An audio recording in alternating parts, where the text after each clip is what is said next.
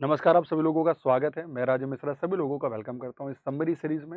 जैसा कि हमको लोगों को पता है कि हम लोग बेसिकली यूनिट वाइज़ यहाँ पे लेके आए हैं आप लोगों के लिए, और आज जो मैं लेके आया हूँ, उस सीरीज़ का नाम है, उस यूनिट का नाम है यूनिट 4। हम लोग ने कल इसका फर्स्ट पार्ट पढ़ा था, क्योंकि ये जो यूनिट है ना अपने में ही काफ़ी लेंदी है और काफ़ी कैलकुलेटेड है। तो हम लोग ने फर्स्ट पार्ट इसका देखा था। आज हम देखेंगे इसके सेकंड पार्ट के लिए। चलिए, जो हमारा सेकंड पार्ट उसमें बेसिकली 3 बातों पे बार-बार फोकस किया गया है कि what doesn't mean by the profitability, profit, gross profit and net profit. ये 4 बहुत इंपॉर्टेंट सेगमेंट है इसमें, ठीक है। अगर मैं बात करता हूँ what doesn't mean by the profitability, तो उसमें कहा गया है कि प्रॉफिटेबिलिटी जो एक रिलेटिव मेजर होता है प्रॉफिट को मेजर करने का। It compare how much profit A company may compare with its overall revenue. मतलब मैंने कहा कि फॉर एग्जांपल कि मेरा 1 लाख रुपए एक्सपेंस हुआ, तो उस एक्सपेंस के रिडक्शन होने के बाद हमने कितना अर्न किया अपने एक्सपेंडिचर पर, this is called the profit. So by doing profitability enable us to have a more holistic view of how well we company is doing. मतलब जरा सोचिए, अगर ये ना पता चले कि कंपनी की प्रॉफिट क्या है, तो कैसे हम बताएंगे कंपनी परफॉर्म कर रही है कि नहीं कर रही है ना। अगर हमने कहा कि रिलायंस कंपनी के साल प्रॉफिट हुआ 100 करोड़ रुपीज, देन मैंने कहा अदानी का प्रॉफिट हुआ 90 करोड़, यानी हम कह सकते हैं कि जो रिलायंस कंपनी है ये परफॉर्म ज्यादा अच्छा कर रही है। So this is called profitability. Okay, now 3 फॉर्मूले मैं आपको दूंगा इस पूरे समरी में, बहुत इंपॉर्टेंट है ना। पहला देखेंगे ग्रॉस प्रॉफिट क्या होता है, दूसरा देखेंगे ऑपरेटिंग प्रॉफिट क्या होता है, और तीसरा देखेंगे नेट प्रॉफिट क्या होता है। एक बात याद रखिएगा, जब भी कहीं लिखा हो ग्रॉस, तो मतलब ग्रॉस मतलब उसमें अभी डिडक्शन होना बाकी है, और जब भी कहीं लिखा हो नेट मतलब उसमें डिडक्शन होना अब नहीं कोई है, कंफर्म हो चुका है। अगर हम बात करते हैं सबसे पहले ग्रॉस प्रॉफिट को लेकर, तो कहा गया है the first level of profitability is gross profit. Okay, which is sale minus the sale, ठीक है, are the first line item on the income statement and it cost of, ये यहाँ बाय मिस्टेक लिखा हुआ है, ठीक है, इज ग्रॉस प्रॉफिट। हाँ, यहाँ ये गलत लिखा हुआ स्टेटमेंट, ठीक है। The first level of profitability is gross profit and which is the sales minus the sales are the first line item on the income statement and the cost of goods sold which is called, generally इसके नीचे होता है। अगर आप इसको समझे के लिए समझे तो ऐसे याद रखिएगा, मानते हैं किसी कंपनी का 1 लाख रुपए का सेल हुआ, ठीक है, और इस कंपनी का जो कॉस्ट ऑफ गुड सेल है वो मान लेते हैं कि 60 लाख रुपए। ये 1 करोड़ में 60 लाख रुपए हमारी कॉस्टिंग गई। तो हम कह सकते हैं कि अगर मैं ग्रॉस प्रॉफिट की बात करता हूं, तो शायद मैं ये कह सकता हूं कि हमारा जो ग्रॉस प्रॉफिट हुआ वो लगभग कितना रुपए होगा, विच इज कॉल्ड 40 लाख रुपीज। यानी कि मैंने कंपनी में एक्सपेंस किया 1 करोड़ रुपए, और मेरा जो इनकम आया यानी जो मैंने सेल्स किया उससे में आया 40 लाख रुपीज, 60 लाख रुपीज। तो हम कह सकते हैं कि हमारा भी जो ग्रॉस प्रॉफिट है ये आया है भी कितना, विच इज कॉल्ड 40 लाख रुपीज। यानी मतलब अभी हमारा जो बाकी की लाइबिलिटीज हैं, टैक्स की लाइबिलिटीज हैं, डिविडेंड की लाइबिलिटीज हैं, वो बची हुई है अभी। तो इसीलिए ये फॉर्मूला याद रखिएगा, gross profit equal to total sale, अंत में हम लोग क्वेश्चन भी देखेंगे, minus cost of goods sale अगर करते हैं तो हमारा निकल के चलाता है ग्रॉस प्रॉफिट। बस यही कहा गया है फर्स्ट में। चलिए next one, what is operating profit. तो याद रखना आपको इसका एक सिंपल सा फॉर्मूला, जो कंपनी का जो भी ग्रॉस प्रॉफिट होगा, अगर उसमें से हम अपना ऑपरेटिंग एक्सपेंसेस माइनस कर देते हैं, है ना, तो वो निकल के आएगा हमारा ऑपरेटिंग प्रॉफिट, ठीक है। और एक होता है ऑपरेटिंग प्रॉफिट मार्जिन, जो बेसिकली इसी का पार्ट है। अगर देखें तो उसको हम लोग कहते हैं operating profit upon total sale. ये 2 फॉर्मूले याद रखना, इसका बहुत इंपॉर्टेंट है ना, इसका बहुत वेटेज है एवरीवन।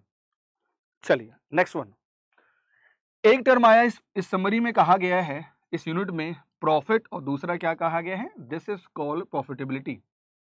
आप ऐसे समझिए, किसी भी कंपनी का जो इनकम है और जो उसका टोटल कॉस्ट है, अगर मैं उसका डिफरेंस निकालूं तो हम कह सकते हैं इस कंपनी का रेवेन्यू हुआ इतना और कॉस्टिंग इतनी, यानी कंपनी का प्रॉफिट ये हो।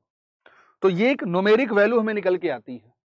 और प्रॉफिटेबिलिटी बेसिकली क्या है, ये बताता है कि हमारी इफिशियंसी क्या है, हम कितना कमा पाएंगे, कितना अर्न कर पाएंगे। यानी कि profitability is the ability of business to generate profit और the efficiency of business in generating profit. यानी कि हम अपने बिजनेस में किस तरीके से प्रॉफिट जनरेट कर पाएंगे, हमारी एफिशिएंसी को बताता है हमारी प्रॉफिटेबिलिटी। ओके, यानी ये कितना हमने अर्न किया और कितना हमने एक्सपेंड किया। चलिए, the traditional measurement of profitability जो पहले होता था और बहुत इंपॉर्टेंट आपने देखा होगा, return on assets.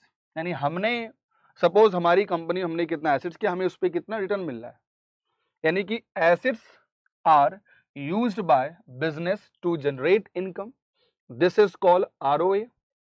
Loans and securities are bank assets and are used to provide most of the bank's income. एक बात याद रखिएगा, जब भी कंपनी की हम एसेट्स की बात करते हैं तो उसका फॉर्मूला होता है लायबिलिटी प्लस बैंक का कैपिटल, या जैसे आपने देखा होगा बैलेंस शीट होती है ना। तो अगर मैंने कहा कि यहां पर करंट एसेट्स हैं, यहां पर फिक्स एसेट्स हैं, और अगर यहां पर कंपनी का ऑनर कैपिटल है तो यहां होगी करंट लायबिलिटी। यही एक बेसिक स्ट्रक्चर माना जाता है, ठीक है। तो जब भी कहीं देखिएगा एसेट्स बराबर क्या होगा, लायबिलिटी प्लस बैंक का कैपिटल। ओके, चलिए next one, return on assets for bank मतलब क्या होता है। अगर मैं कहूं return on assets is a metric that indicate a company profitability in relation to its total assets. यानी हम एसेट्स के कंपैरिजन में कितना प्रॉफिट अर्न कर रहे हैं।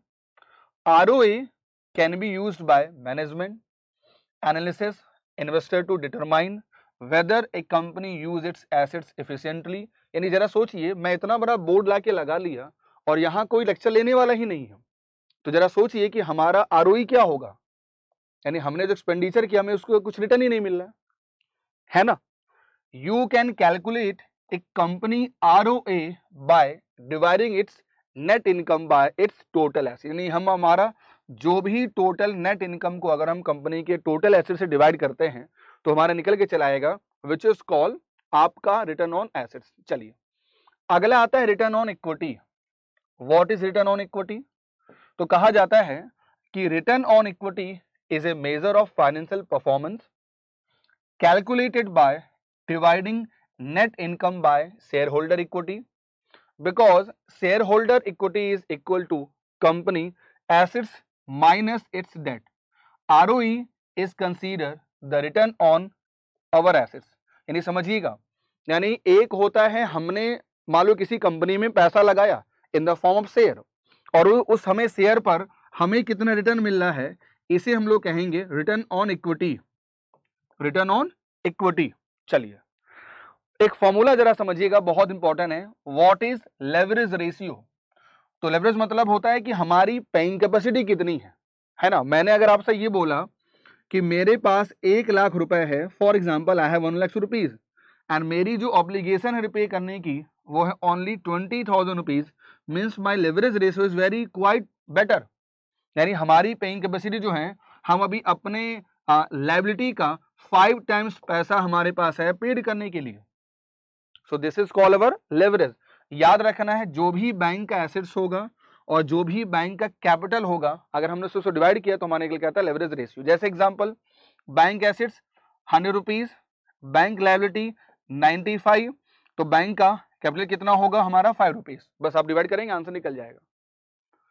A leverage ratio is any of several financial measurement that look at how much capital comes in the form of debt or assess the ability of a company to meet its financial assets। ठीक है, चलिए अब जरा कुछ करते हैं practice और देखते हैं कि प्रैक्टिस करने के बाद हमारा ये टॉपिक कैसे हमें हेल्प करेगा। ठीक है, चलिए पहला क्वेश्चन सामने है, व्हाट इज प्रॉफिटेबिलिटी। आपको बताना है प्रॉफिटेबिलिटी क्या होती है, बताइए जल्दी से एवरीवन। तो प्रॉफिटेबिलिटी एक मेजरमेंट है इफिशिएंसी को पता लगाने के लिए and ultimately its success to failure. ठीक है, profitability can be business ability to produce a return on an investment. Means अगर हम बोलें तो 1 2 3 4 ये चारों ही होंगे, इसकी परिभाषा है। ठीक है, चलो नेक्स्ट वन, आपके सामने मैंने एक केस स्टडी डाली और याद रखिएगा ये पूछेगा, बताइए जल्दी से, नेट रेवेन्यू है कंपनी का 6 लाख रुपए, कॉस्ट ऑफ सेल्स जो है इस कंपनी का COGS वो 70,000 रुपीज है, इस कंपनी का जो ऑपरेटिंग एक्सपेंसेस है वो 10,000 रुपए है, आपको निकालना है इस कंपनी का कितना है ग्रॉस प्रॉफिट। देखो ऐसे क्वेश्चन पूछेगा, फॉर्मूला याद है, net revenue minus cost sale. Net revenue कितना दिया हुआ है, 6 लाख रुपए दिया है, यहां लिख दें 6 लाख रुपए। कॉस्ट ऑफ सेल कितना है, दिया हुआ है 70,000। बस आप सॉल्व कर दीजिए, आपका आंसर आ गया। यानी आपका आंसर क्या हो गया, 5,30,000 रुपए, ये आपका हो गया कंपनी का gross profit. Now next to the second one, calculate the amount of gross profit on sale of ₹40,000 if rate of gross profit on cost of good sold is 50%। मतलब अगर हमारा कॉस्ट प्राइस 100 है और selling अगर increase 50% से है, तो हम कह सकते हैं कि हमारा जो परसेंटेज होगा वो 150% होगा। यानी अगर हम इस क्वेश्चन को ऐसे सॉल्व करें, let the cost of sale ₹100, हमारा इसमें प्रॉफिट हमने ऐड किया 50% दिया हुआ है, सेल्स कितना हो गया तो 150 हो गया। अब रेट ऑफ प्रॉफिट अगर हम निकालेंगे तो हम ऐसे निकाल सकते हैं, तो कितना हो गया 33%, और सेल्स कितना दिया है 40,000, यानी कि हमें 40,000 का 33% निकालना होगा, तो आंसर हमारा हो गया 13,200 rupees. It is your gross profit on cell, it is your gross profit.